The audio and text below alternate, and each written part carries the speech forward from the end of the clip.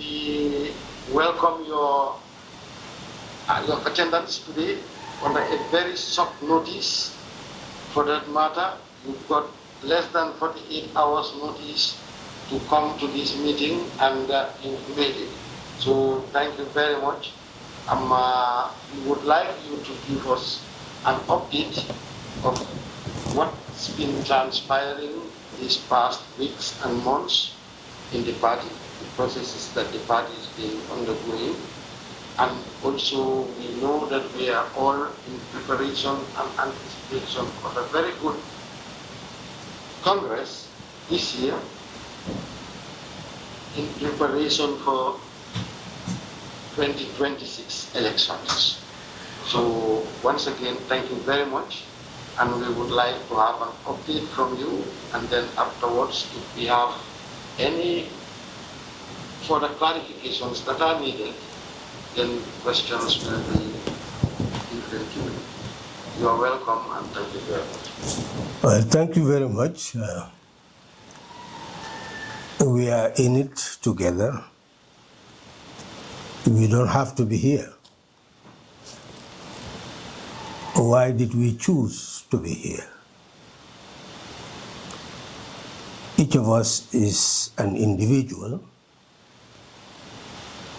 but we cannot be part of society without coming together.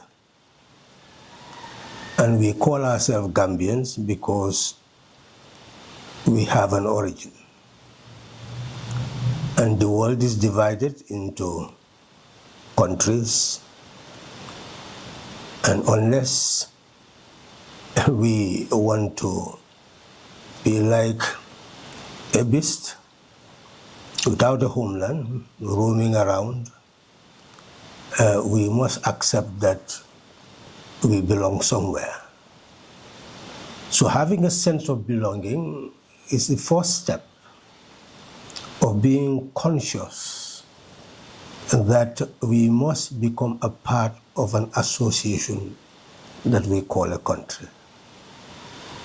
And that country has to be built in order for us to call it a country. And we have to own that country. And that ownership is also a step in consciousness. None of us was born with the knowledge that we belong to a country. We grow to know it.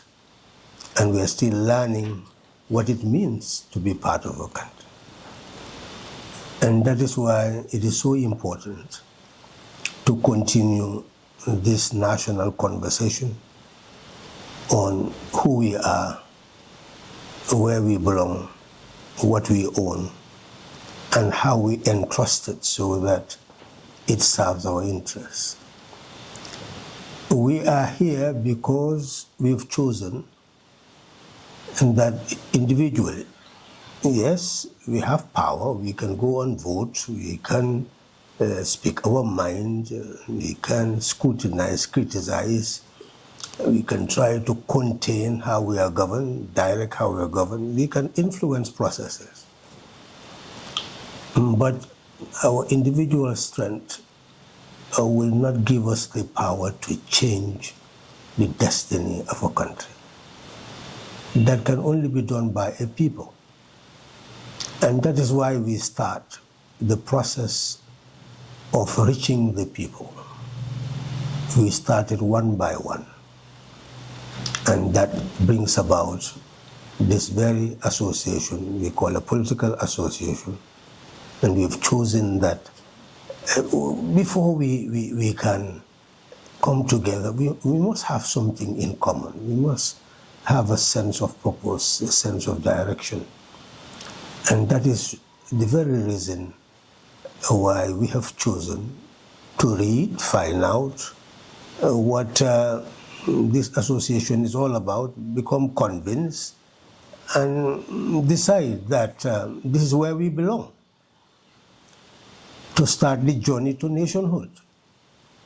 That we together will form a community of like minds, with hearts, beating in unison with the heartbeat of our people, that we will think, use our minds, and ultimately use our will and our might together to build a solid bond that we will be able to build up to such a level that we can attract the mass towards the change we believe must come before we can live in liberty, dignity, and prosperity. So there is no doubt that no one is here because of just wanting to be here. We are here for a purpose.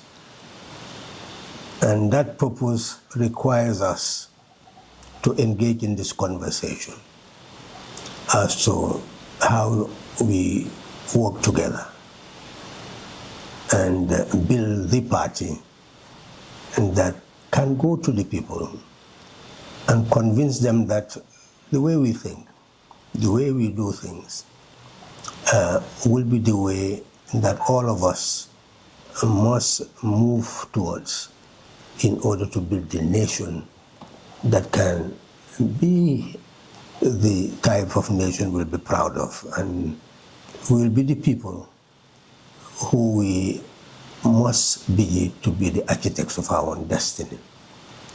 So Pdois is heading towards a Congress after many years of struggles, different forms of struggle. I was just talking to some young people who came and felt that, well, they went into the street, they wanted to effect change. One of them, in fact, emphasized that the mother eventually was really bleeding in heart, and he could not contain himself, and he feels that, well, he cannot go back to the streets anymore because that may lead to the death of her mother. So you can see the pressures that comes when people take a stand to change the destiny of countries. Each of us would choose how we want to influence that change. But then you come towards many pressures. And I told that person that, yes, I feel your pain, I feel your anguish, and you must also understand where we started. Many people felt that, well, Pdois does not go to the people, Pdois should have yai compins and, otherwise that's the way they do parties. I said, you see, we know the country by acts, not by words. So we went to the people. That's where we started, 16 meetings a day. We cook our own food in the forest and then move to the village to be able to talk to people.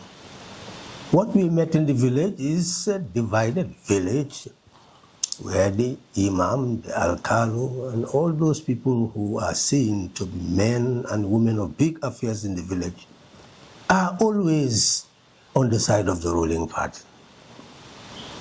So where you come as an opposition party, of course, you have to go to somebody who is already isolated in the village, not included in decision-making in the village, to be your yai company or your chairman. So at the end of the day, yes, they will come and support your chairwoman. Whenever you have a rally, they come by the dozens. You cook your food, they will eat. They will the Kanyalings will come. They will make it really a big fanfare. When the declaration of results come, you'll get 2 votes, then you wonder how you got the 2 votes. You got the 2 votes because those people you had in the village had no influence. Power did not lie in their hands. And that's why no opposition party has ever changed this country to the ballot box.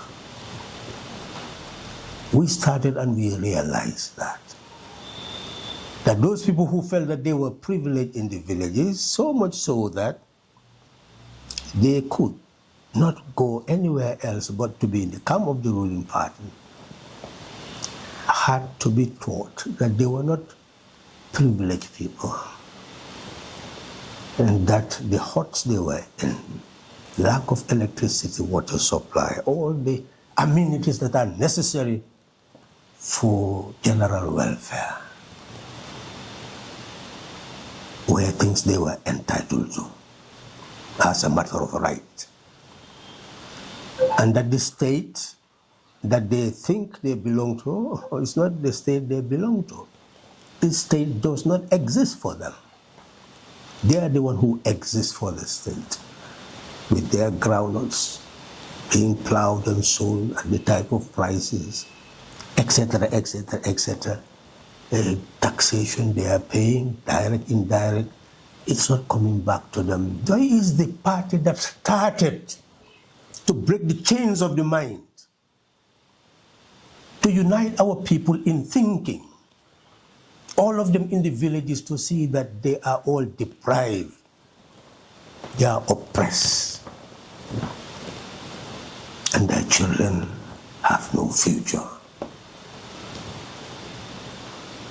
That's where the battle started, the battle of the mind, changing mindset.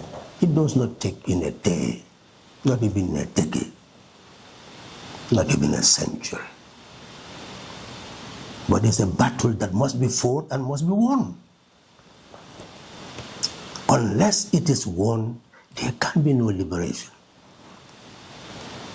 So even if we spend a century doing it, it's worth doing.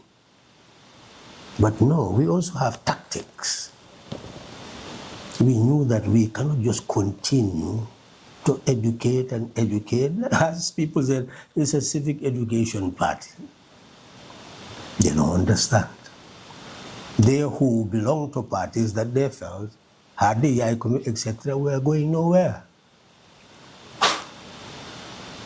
But we saw that tactics were important. We built coalitions in order to convince the mass that yes, the might of the crowd could be mobilized for change.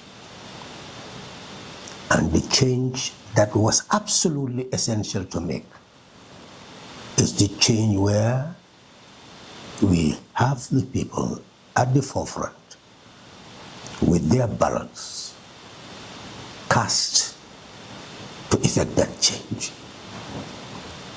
That brought about that first start of a people knowing that power belongs to them. Difficult lesson, slow, but necessary. And as we go to Congress, something has changed in the Gambia, but it's not nurtured. So many distractions. If in 2016, every single Gambian took note of what happened, that by our individual strength and might, collectively asserted, we were able to take our country back in our hands. And what was left is to take it where we want it to go. So we have achieved the starting point of power being the property of the people. And the next thing is to use that power so that the wealth that belongs to us will also be a wealth of the wealth of the people. Power and wealth must be united, but they are separated. Initially, even the power was alienated, so much so that it was not even recognized. We always felt it belonged to others, that we are just helping them. because we are relatives, because we're from the same tribe. We're just helping our fellow tribesman, fellow neighbor, etc., etc., etc. That's how we saw the vote. So we must say that we as a people did what we needed to do, but after doing it, we failed to do what it was necessary so that we conserve that as the foundation, the power that will ultimately lead us to ensure that the wealth is utilized for the common good. And that is the second journey.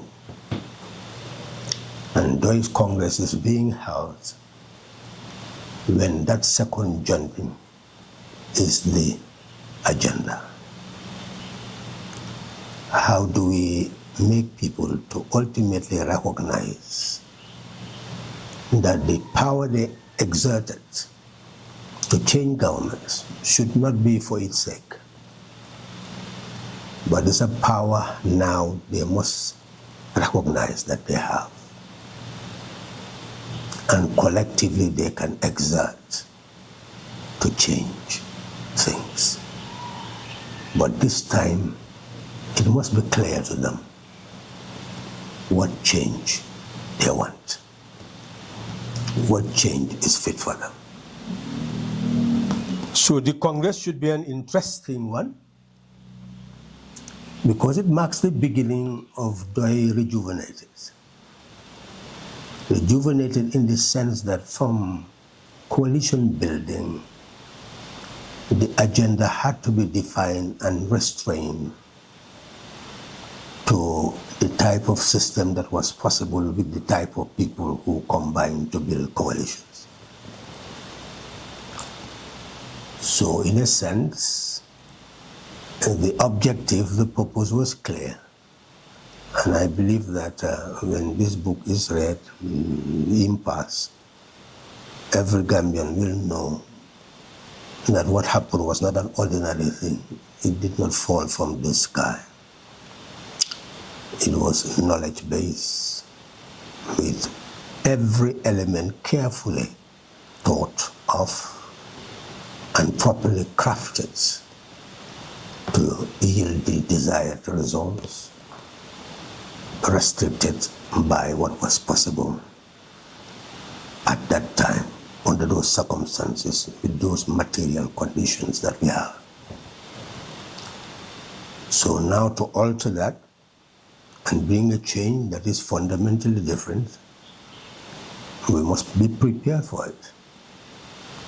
And that is why Pdois had to go back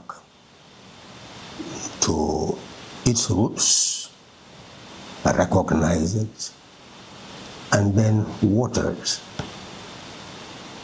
I am inspired by all the groups that were formed. There should be dozens of people, hundreds probably, who engage in group work for 3 months, meetings after meetings after meetings on their own, this time without no condition of any sort.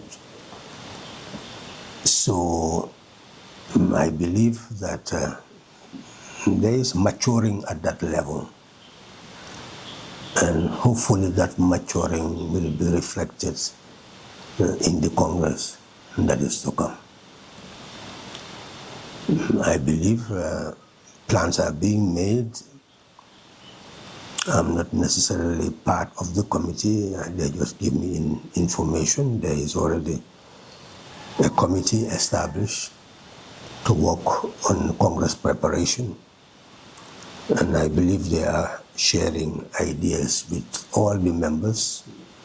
I know as a insider that I've been given information that they should be issuing information to the members on a weekly basis and to the secretariats on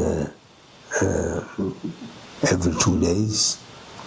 So in a way, then the committee intends to be very transparent, and therefore all of us will judge whether they have performed their role as we expect them to do.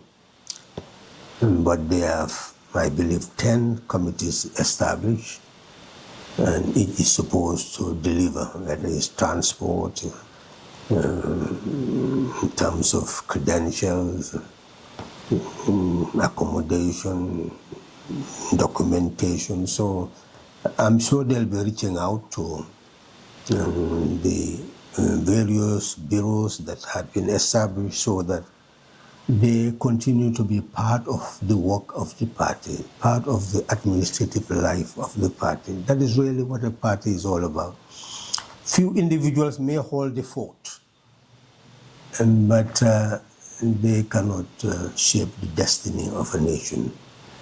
Everything must have a start, but ultimately there must be growth branches that all will ultimately combine to bear fruit. And we believe that what had been done in terms of building consciousness, building commitment, and the two must go together in order to shape any organization. It requires clarity and commitment. And we believe from that we will have the right message and the right messengers. So the battle for 2026 is the battle for a message and the battle for messengers. Those who have the message that clearly reflects the aims and aspirations of the people, a message that truly aims to break the chains of poverty, ignorance and injustice that have enshackled, still encircle, and will continue to encircle our people unless we break them. Those who have that message will be listened to by the people. And they are being listened to, but if there are a few, well, the people may not necessarily be hearing their voices all the time. When they hear something clear, the next day they hear thousands of things that will distort the reality. So that has been the case. So we end up believing that nothing is being achieved. But then why are people being inspired? Why is it that when they look for solutions, they always look in a particular direction? Why is it that when they look for something that they believe is credible, they always look for it somewhere else? So should that thing that they look at, or that force that they seek information from, or direction, guidance, should we continue to believe that force is irrelevant? Or should we believe that that force is the guiding force, and what it needs is to be reinforced, re-energized with the tens of thousands of people who would have the message and are ready to build up the conviction, to spread it, and therefore be able to convince the larger society that if we come together based on that message, shared conviction, and that we can win the day. So what I can say is that the Congress will clearly reflect where Pdois is at the moment in terms of maturation, and I believe that we will rise from it to move in a way that may not have ever been imagined before, because knowing the force of history, I'm convinced that quantitative changes lead to qualitative leaps. The quantitative change may not be seen because it moves gradually. Usually seen by only those people who are carefully observing and participating in the process, and ultimately they guide the destinies of nations towards the common good. I think the best thing is for me to just give this short message that may inspire you to know that all of us are in it together. We are all searching for a way forward. No single mind will determine it, but we are not at the same level, and each of us will have something to contribute so that collectively we'll be able to have what it needs to shape not only the party, but also shape the destiny of Gambia. Thank you. We will just take another minute to give your closing remarks. Well, the effort you are making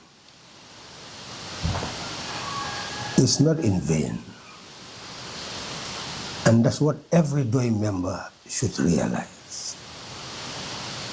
That whether we are seen to have won elections or not, DOI is a fact. And I was just saying it at the level of the Central Committee during the meeting. Said that when they had that WikiLeaks, where an embassy, who probably people will say would not support these systems that we call social, said that, as far as a political party is concerned, DOI is the party that they'll be able to work with. And that's a government that does not agree with the system that DOI talks about. Why? Because our ideas have been practical. We do not talk about ideologies, we talk about system. And we don't only just talk about system, we explain it. When we explain democracy, we explain it to its root, to know exactly the type of democracy we're talking about. How we intend to make people sovereign, to take ownership of themselves, to know that power belongs to them. And when we explain the system, we show them the wealth, sovereign wealth of our country, the land, the ocean, the air. People own it. And since they own it, then they must benefit from it. So we explain things and people understand. So what we must ask, are we making enough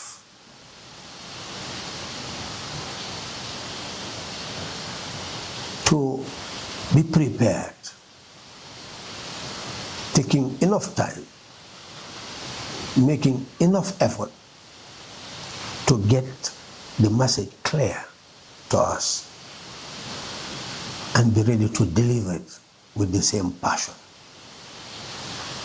Are we fully groomed to do that? But not only to stop with ourselves, but every day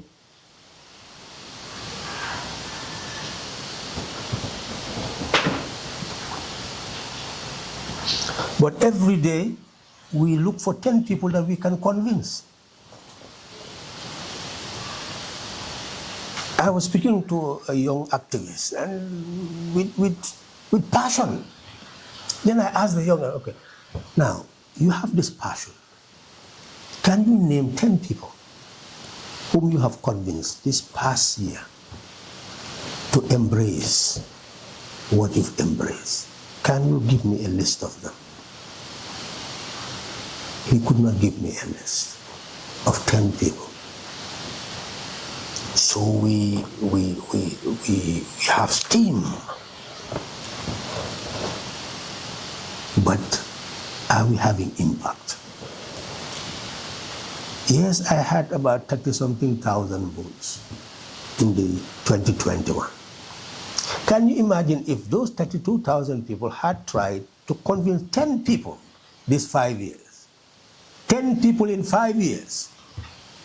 10 people in 5 years. That will be 300 and something thousand people. So the task is ours.